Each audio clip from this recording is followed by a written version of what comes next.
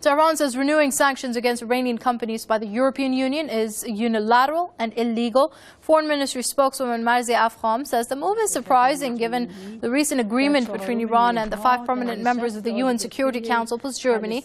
Afgham slammed the decision, saying that the EU should act according to the Geneva deal and move toward gaining mutual respect. On November the 24th, Iran and the 5 permanent members of the UN Security Council plus Germany sealed an interim deal in Geneva to resolve the West's decade-old dispute with Tehran over its nuclear energy program.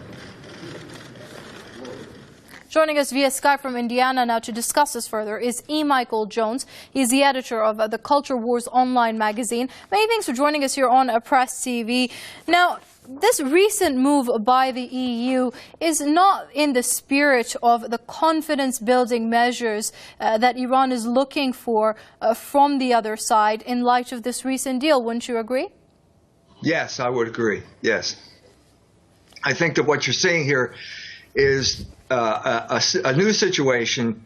The agreement is the beginning and not the end. It's the beginning of a long struggle over whether the deal is going to go forward. During the negotiations, we had President Hollande of France doing the work of the Israel lobby, trying to subvert the agreement. It didn't work. Senator Schumer now, after the agreement, as well as Lindsey Graham, have announced that as soon as they get back to Washington, they're going to do everything in their power to make sure that the agreement doesn't go into effect. So if this is the case, then I don't see why some bureaucrat at the EU wouldn't be also susceptible to the same kind of pressure. So you'd say moves such as this one that we've just spoken about only play into the hands of the Zionist agenda? Well, I think the Zionists are behind it. Yes, I think that's true. I think they're doing everything within their power to thwart an agreement with Iran.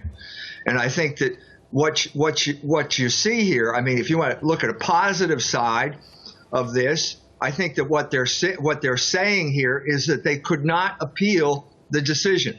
In other words, the European court, I think, is on the side of the Iranian companies. They lifted the sanctions on 2 banks. I think they would lift the sanctions, and the European bureaucrats who passed this, I think, are admitting that they would lose their appeal, and so they're going to change the whole format so that they don't have to appeal it. So I think that's a positive side of this latest development. And how do you see this playing out, though?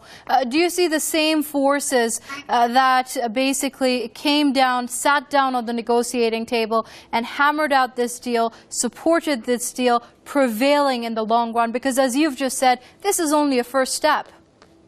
Right. That's a big question. I don't know. Because, I mean, over here in the United States, after the agreement got agreed upon, all of the news reports, the first person they're quoting is Benjamin Netanyahu, who's saying it's a bad deal. It's a historical mistake.